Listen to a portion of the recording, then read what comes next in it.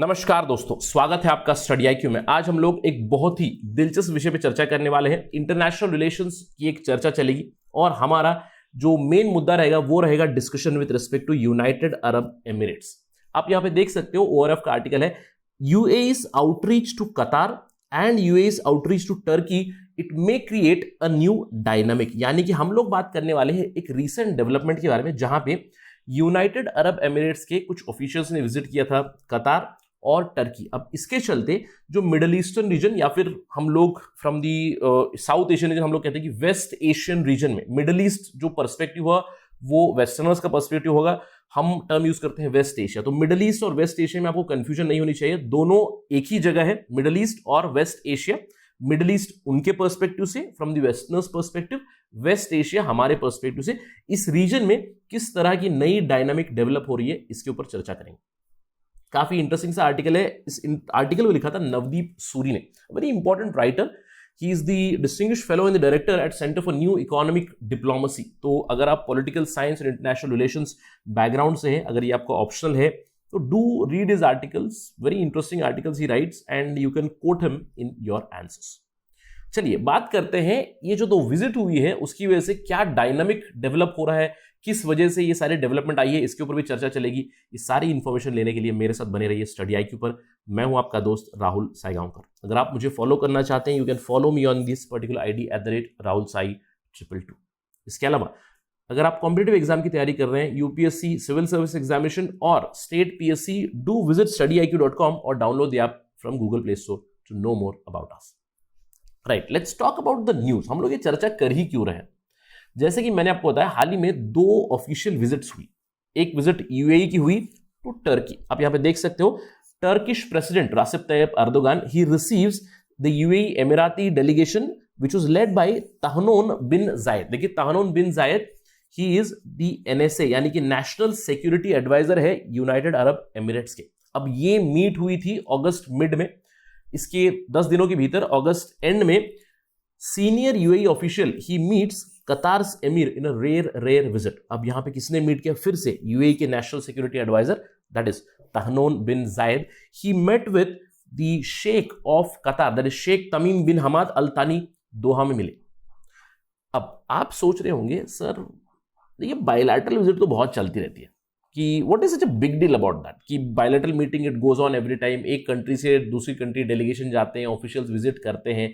तो इस particular meeting की, यानी कि जो तो मीटिंग हुई UAE की, इस पे इतना ज्यादा ह्यू एंड क्राई क्यों चल रहा है? दो पर्सपेक्टिव से हम लोग इसकी ओर बात करेंगे। पहला पर्सपेक्टिव, हु विजिटेड, यानी कि the dignitary who visited was huge. कौन? शेख तहनून बिन जायद। मैंने आपको कहा कि शेख तहनून बिन जायद यहां पे NSA है, नेशनल सिक्योरिटी एडवाइजर है UAE के, but he is not just the NSA, he is younger brother of crown prince sheikh Mohammed bin Zayed, MBZ के छोटे भाई है। तो इनका काफी ज्यादा क्लाउड है, काफी ज्यादा पावर है इनके पास। UAE की फॉरेन पॉलिसी, सिक्योरिटी पॉलिसी सारी शेप अप करते हैं तहनून बिन जायद। इनफैक्ट ये कहा जाता है कि Tahnoun is one of the top 3 diplomats और top 3 personalities, powerful figures in entire UAE। अब पावरफुल होने के बावजूद वो मोस्टली रेडार में नहीं रहते हैं, एक बहुत ही लो प्रोफाइल जरूर फॉलो करते हैं। It's very interesting personality who visited these two countries, यानी कि a big dignitary, a high dignitary did visit। लेकिन इसके अलावा अगर आप टाइमिंग की बात करें, इट इज वेरी इंपॉर्टेंट। किन दो कंट्रीज को विजिट किया? एक तो टर्की, दूसरा हुआ कतार। शेख तहनून की जो विजिट थी टर्की को 2016 के बाद, ये पहली ऐसी विजिट, यानी कि पिछले 5 सालों में UAE और टर्की के रिलेशंस उतने अच्छे नहीं रहे हैं, कोई ऑफिशियल विजिट नहीं हुई थी। Nobody visited Ankara, that is Turkey, in the last 5 years from UAE। 5 सालों बाद तहनून वहां पे पहुंचे। अगर कतार की बात करें, देखिए कतार को ऑलरेडी एक ब्लॉकेड में डाल दिया था गल्फ कोऑपरेशन काउंसिल में। एक तरफ सऊदी और UAE, इन दोनों की लीडरशिप ने मिलकर कतार को साइडलाइन जरूर किया था। जून 2017 से ही कतार का एक इकोनॉमिक ब्लॉकेड चल रहा था, जो 2021 में ईज आउट किया गया। यानी कि UAE और टर्की के रिलेशंस, UAE और कतार के रिलेशंस उतने अच्छे नहीं चल रहे थे। अब सवाल ये उठता है कि सर प्रॉब्लम क्या चल रही थी? देखिए रीसेंट टाइम्स की बात करेंगे, पिछले 10 सालों में क्यों प्रॉब्लम चल रही है। अरब स्प्रिंग के चलते प्रॉब्लम शुरुआत हुई थी। अरब स्प्रिंग में क्या हुआ था? टर्की और कतार एक साइड में आ गए थे और दूसरी साइड में आपको मिलेंगे यूएई और सऊदी मेनली, और ऐसे ही डिवीजन हुआ है in the entire West Asian region. अब ये क्यों हुआ?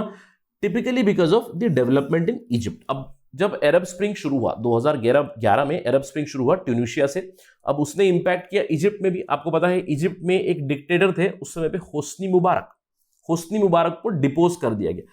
होस्नी मुबारक के बाद मोहम्मद मोरसी वहां के प्रेसिडेंट बने, और आपको याद होगा Mohamed Morsi was affiliated to Muslim Brotherhood को एक एक्सट्रीमिस्ट ऑर्गेनाइजेशन भी कहा जाता है।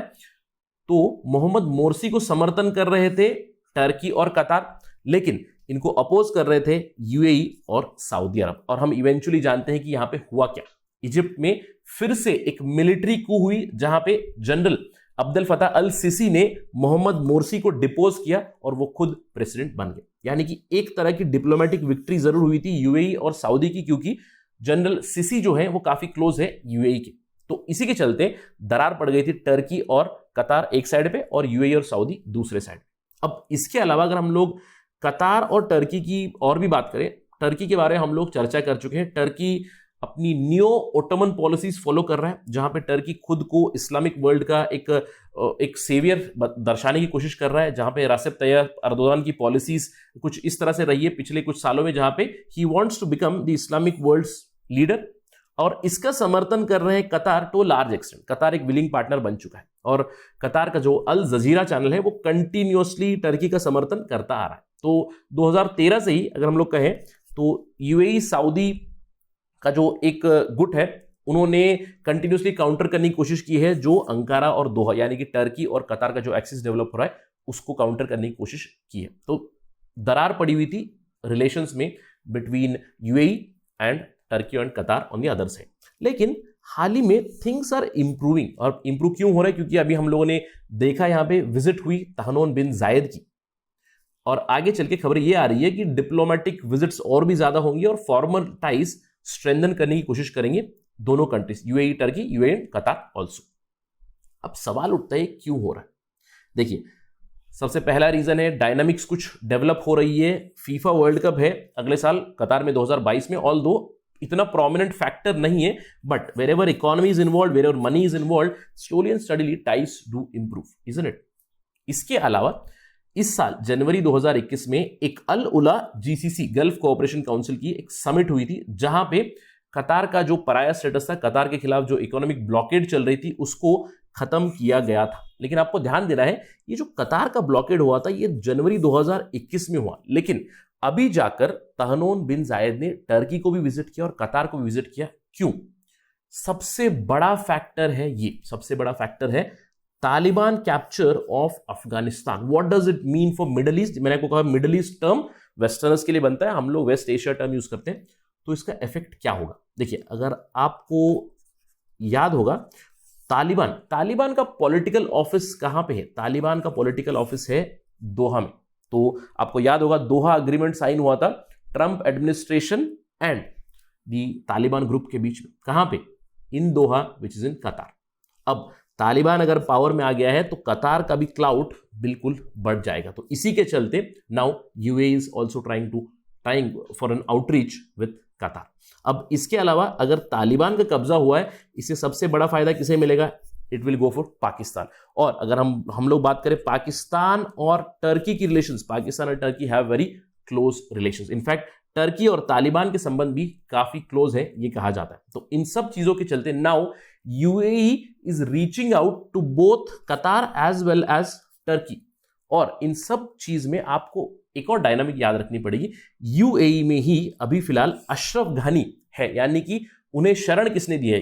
अशरफ घानी को शरण किसने दी है? United Arab Emirate. So all these things are developing some sort of a dynamic in the West Asian region, जहां पे कहीं ना कहीं जो दरारें पड़ी हुई थी यूएई और टर्की के बीच, यूएई कतार के बीच, वो धीरे धीरे कम होने के आसार दिख रहे हैं। और इसमें बहुत बड़ा फैक्टर है तालिबान का कब्जा जो हुआ है अफगानिस्तान में। Although things are improving, but will things keep on improving? क्योंकि अगर हम लोग बात करें यूएई की और तालिबान की, यूएई और तालिबान के संबंध उतने अच्छे नहीं रहे, क्योंकि 2017 में एक बहुत बड़ा इंसिडेंट हुआ था अफगानिस्तान में, जहां पे 5 यूएई के डिप्लोमेट्स मारे गए थे in an attack in Afghanistan. अब जब ये अटैक हुआ था इसको, ये जो अटैक हुआ था, ये कहा जाता है कि ये तालिबान ने किया था, ऑल्दो तालिबान ने उसको मना किया था कि they did not take the responsibility of the attack, but still ये कहा जाता है कि तालिबान के अटैक की वजह से 5 यूएई डिप्लोमेट्स की डेथ हुई थी। और हम लोग जानते हैं कि यहाँ पे इन एडमिनिस्ट्रेशंस में काफ़ी अथॉरिटेरियन रूलरशिप चलती है और इन सब चीज़ों का बदला यानी कि वेंजफुल टैक्टिक्स बहुत ज़्यादा होते हैं। तो this is one of the factors which might hamper UAE Taliban relations going into future. But nonetheless अभी फिलहाल यूएई और कतार के रिलेशंस और यूएई और टर्की के रिलेशंस धीरे धीरे इंप्रूव हो रहे हैं, जिसकी वजह से एक नया डायनामिक डेवलप हो रहा है in the West Asian region. Let's wait and watch किस तरह ये अनफोल्ड होगा और इसमें तालिबान क्या रोल प्ले करेगा, इसके ऊपर भी हमारी नजर रहेगी continuously on study IQ। Do follow us for those developments. For now that is it from my side. Thank you for watching. जय हिंद।